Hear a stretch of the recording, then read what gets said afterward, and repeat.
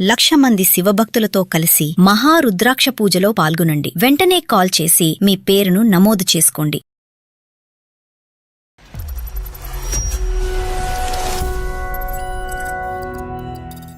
హైదరాబాద్ లో aunty phone చేశారండి నాకు. అమ్మా నీకు ఒక మాట చెప్తాను, నువ్వేమనుకోవద్దు, నా ఎవరో ఫ్రెండ్ అని ఒక ఆవిడ తీసుకొస్తున్నారు, పాప కూడా ఉందని నాకు తెలిసింది సార్. గర్ల్ ఫ్రెండ్ కాకుండా గర్ల్ ఫ్రెండ్ ఒక బేబీయా? మేము హైదరాబాద్ వెళ్ళాం సార్. ఫోన్ చేస్తే ఎక్కడున్నారు అని అడిగితే నేను రూమ్ లో ఉన్నాను అని చెప్పారు. కానీ రూమ్ లో లేరు. అంటే వీళ్ళు వచ్చారని తెలియదు కదా సార్. మరి ఏ రూమ్ అన్నాడా మరి మనకేం తెలుసు? మార్నింగ్ ఈయన వచ్చారండి. రాగానే నేను ఫోన్ తీసుకున్నా. ఆవిడ వాళ్ళ పాపతో ఈయన ముగ్గురు కలిసిన ఫొటోస్, చాటింగ్స్ అన్ని నాకు అర్థమైపోయింది సార్. వీళ్ళ గురించి అన్ని చూసాను నేను. క్లాస్ నుంచి పరిచయం అంట సార్. సూపర్ సీనియర్ నీకు. ఎక్కడున్నావు? రోడ్డు మీద ఉన్నావా? మరి ఇంకెక్కడ ఉంటాను? రోడ్డు మీద ఈ టైం ఎక్కడ ఉంటాను నేను? రూమ్ లో ఉన్నాను, డౌట్ వస్తుంది. రోడ్డు మీద ఉన్నాను అన్నావు, తనతో ఉన్నావా అని అడిగాను. చెప్పు. ఏది రోడ్డు మీద? మీరు ఇప్పుడే రోడ్డు మీద ఉన్నారా? ఎప్పుడు రోడ్డు మీద ఉంటారా? నీ బాడీ లాంగ్వేజ్, నువ్వు మాట్లాడే తీరు అన్ని కూడా మాకు అర్థమైపోయినాయి. నా వల్ల అయితే తప్పు అయిపోయింది సార్. దొంగ. ఇప్పుడు దాకా ఏదో కబురు చెప్పే కథలు చెప్పా. ఇది ఇలా జరిగిందని నా భార్యకి చెప్తున్నా సరే ఆమె నమ్మకుండా బుద్ధి గడిచినబ్బా. అసలు ఏ భార్య ఒప్పుకుంటుందయ్యా? పద మీ అమ్మగారితో మీ నాన్నగారితో మాట్లాడదా. పద ఇప్పుడే ఫోన్ కలుపుదా.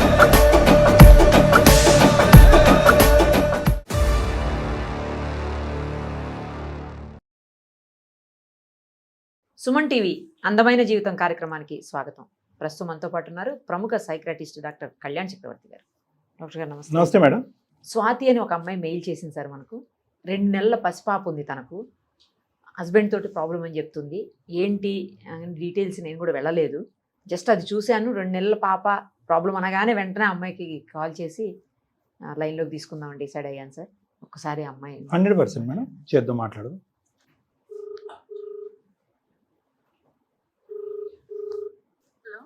హలో, స్వాతి గారేనా అమ్మా? అవునండి, మీరెవరండి?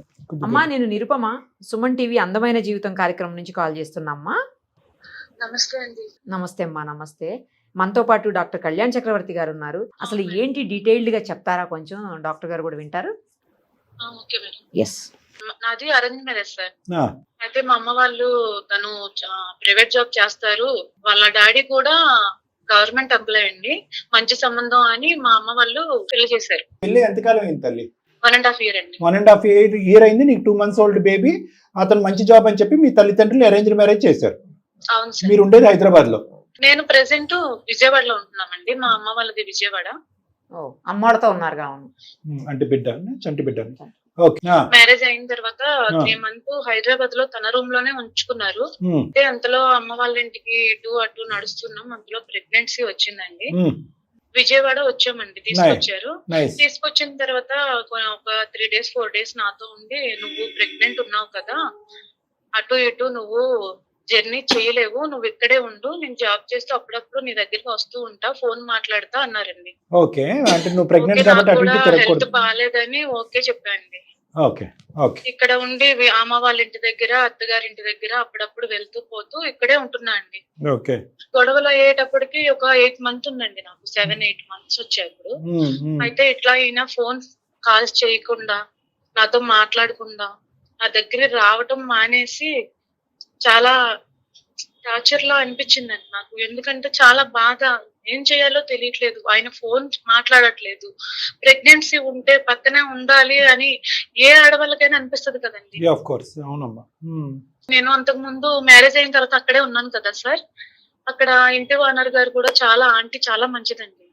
నాతో ఎప్పుడు అంటే ఆయనకి ఎప్పుడైనా ఫోన్ చేసి కొంచెం చూసుకోండి, ఏమైనా తినకపోయినా కొంచెం తీసుకెళ్లి ఇవ్వండి అని ఆంటీకి చెప్తూ ఉంటానండి. అట్లా మాట్లాడుతూ నాతో చాలా మంచిగా ఉంటారు ఆంటీ. ఎవరమ్మా ఇక్కడ హైదరాబాద్ లో ఉన్న ఇంటి ఓనర్ ఆంటీ అండి, హైదరాబాద్ లో. ఇతను ఫోన్ చేయడం ఎందుకు తగ్గిపోయింది అనేదమ్మా? ఇతను ఎందుకు కమ్యూనికేషన్ తగ్గిపోయింది? ఇతను విజయవాడ ఎందుకు రావటం మానేశాడు? అయితే అంతలోగా ఒక రోజు ఆంటీ ఫోన్ చేశారండి నాకు. ఫోన్ చేసి అమ్మా నీకు ఒక మాట చెప్తాను, నువ్వేమనుకోవద్దు, సరిగ్గా రావట్లేదు, మీ వారు సరిగ్గా ఉండట్లేదు, ఎవరో ఫ్రెండ్ అని ఒక ఆవిడని తీసుకొస్తున్నారు.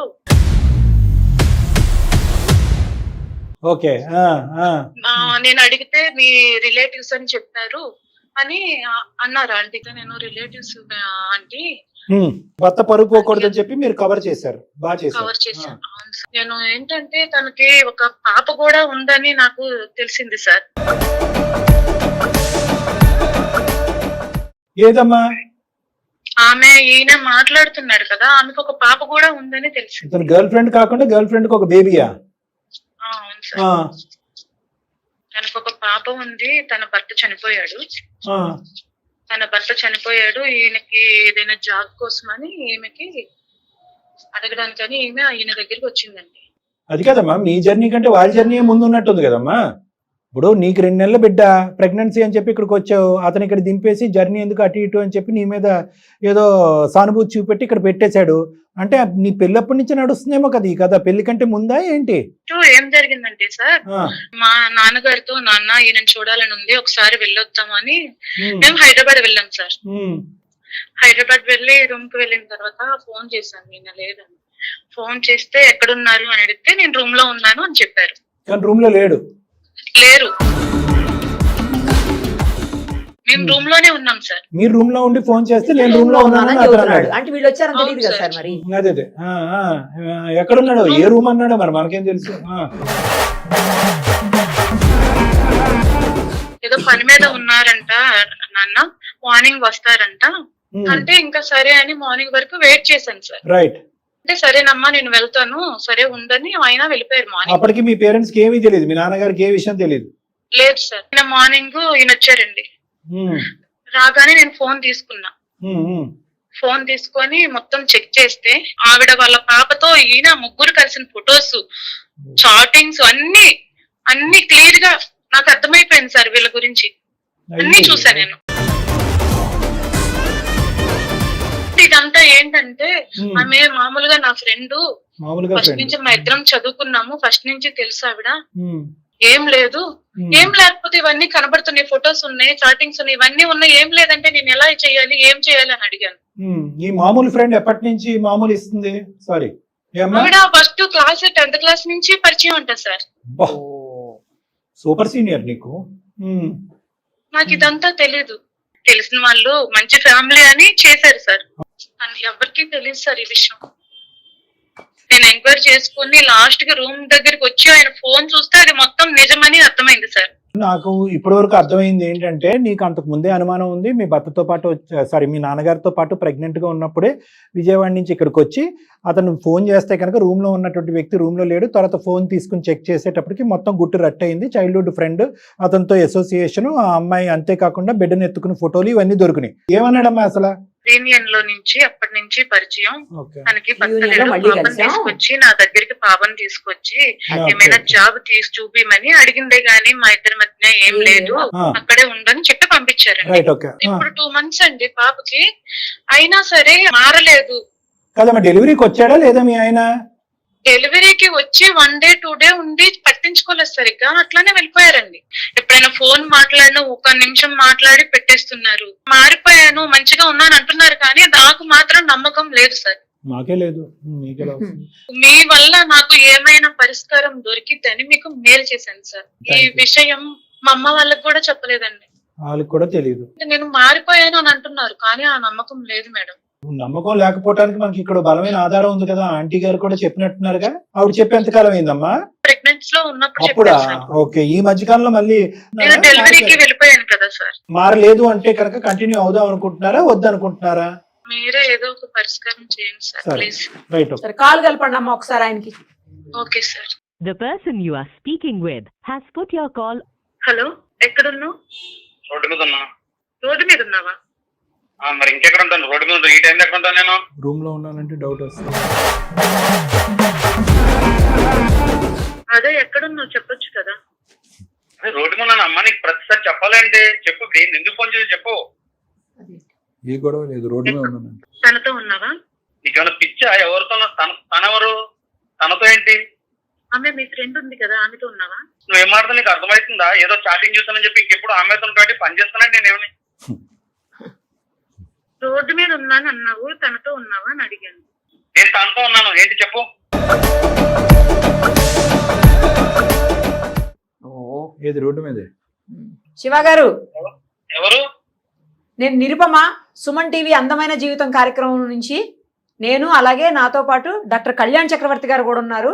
మీ వైఫ్ మాకు మెయిల్ చేశారు మీ గురించి, మీతో కూడా మాట్లాడదామని చెప్పేసి ఆమెతోటి మేమే మీకు కాన్ఫరెన్స్ కాల్ కల్పించాం. శివ గారు, సార్ సార్ మీరు ఇప్పుడే రోడ్డు మీద ఉన్నారా, ఎప్పుడు రోడ్డు మీద ఉంటారా?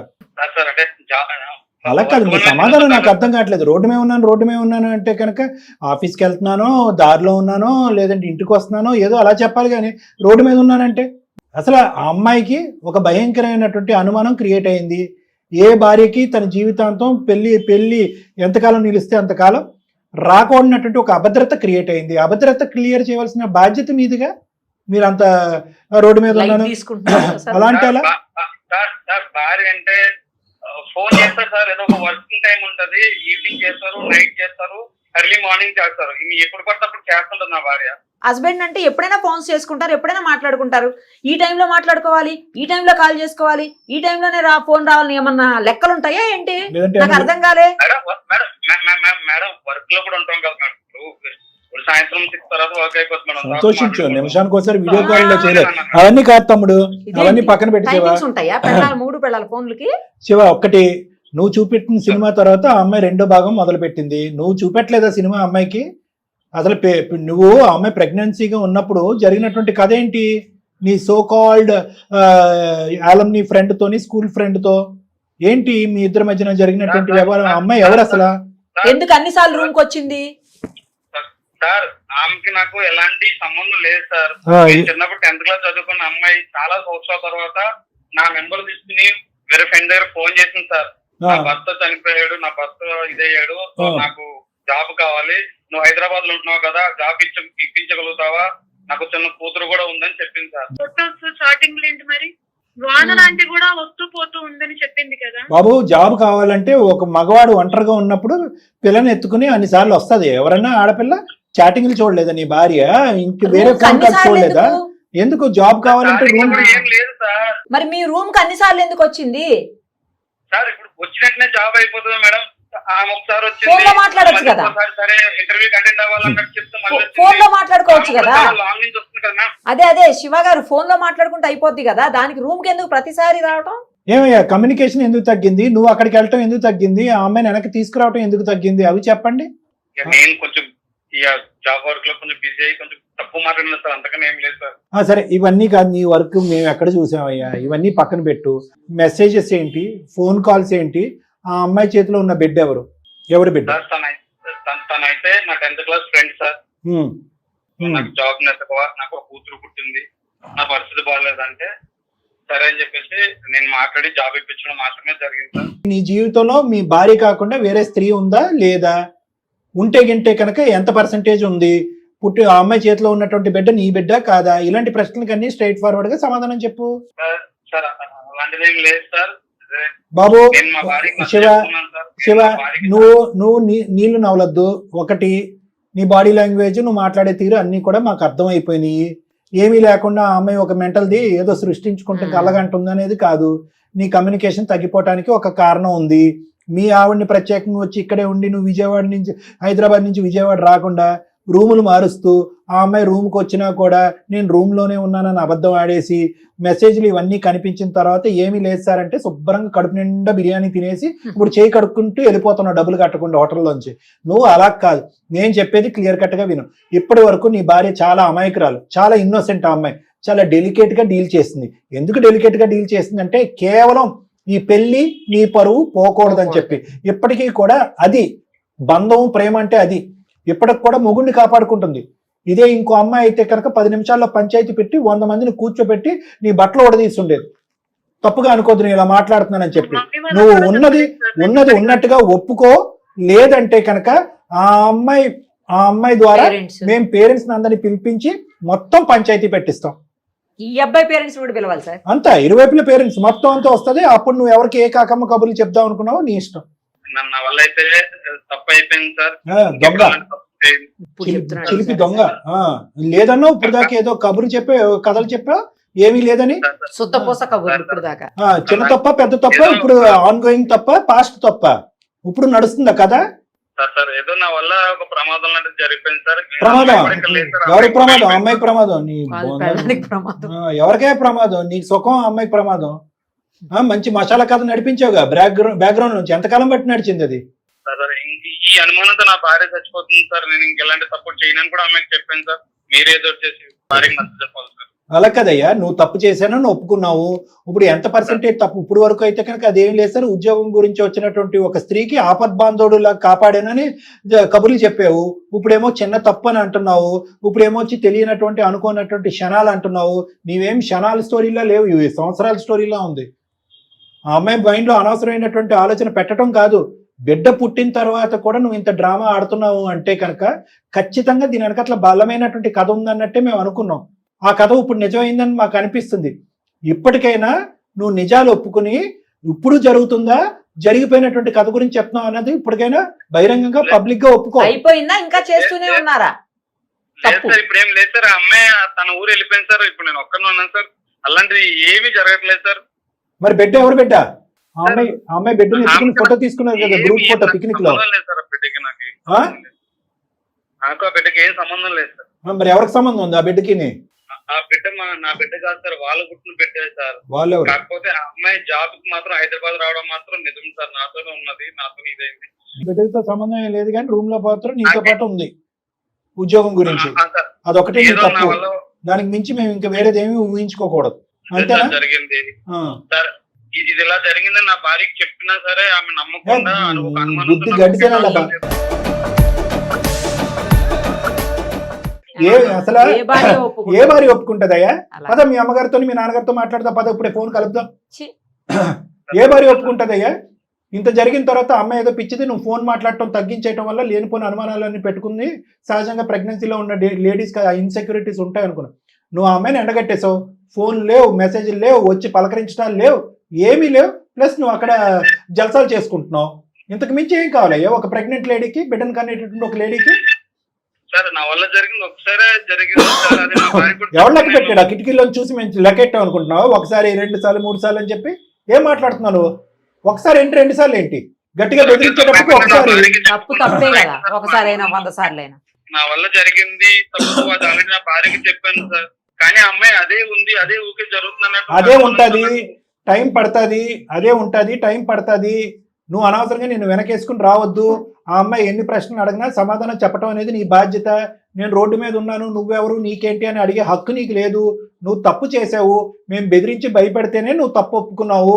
అంతకుముందు ఏమీ లేనటువంటి తెల్ల కాగితం లాగానే మాట్లాడావు. నువ్వు నేరస్తుడివి, నువ్వు తప్పు చేసావు. ఇంతకు మించి ఏం కావాలయ్యా? ఆ స్థానంలో ఉన్న ఏ స్త్రీ అన్న కూడా ప్రశ్నిస్తుంది. ఈ అమ్మాయి ఇంకా చాలా నెమ్మదిగా డీల్ చేసింది ఇష్యూని.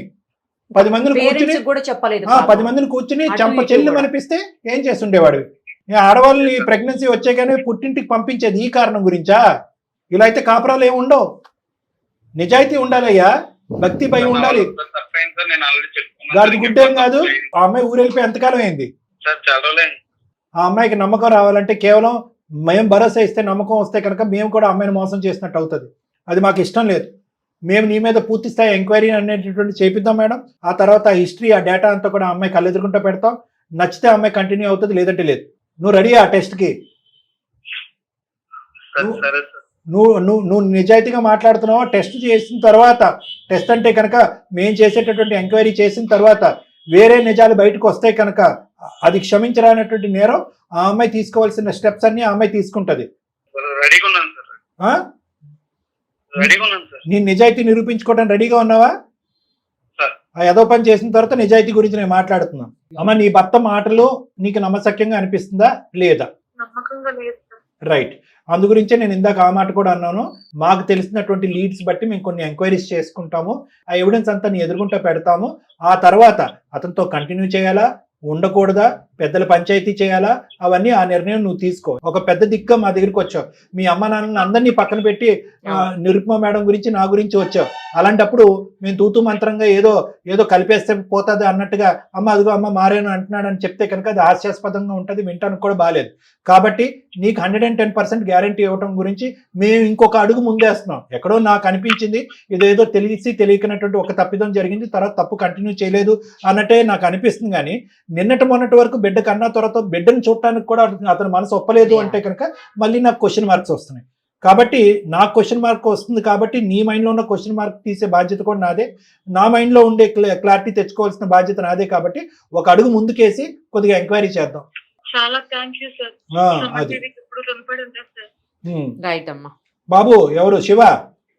సార్ ఓకేనమ్మా అంటే కనుక మళ్ళీ ఆ అమ్మాయి అంటే రేపు పొద్దున వీడియో కాల్ చేస్తూ ఉంటుంది గంటకోసారి.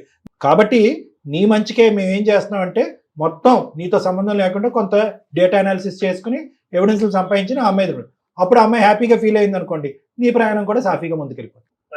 ఓకే, అది మేడం. ఎందుకంటే అమ్మాయికి ఈ ప్లాట్ఫామ్ మీద బ్లైండ్ గా మనం ఇవ్వలేం కదా మేడం, అందు గురించి.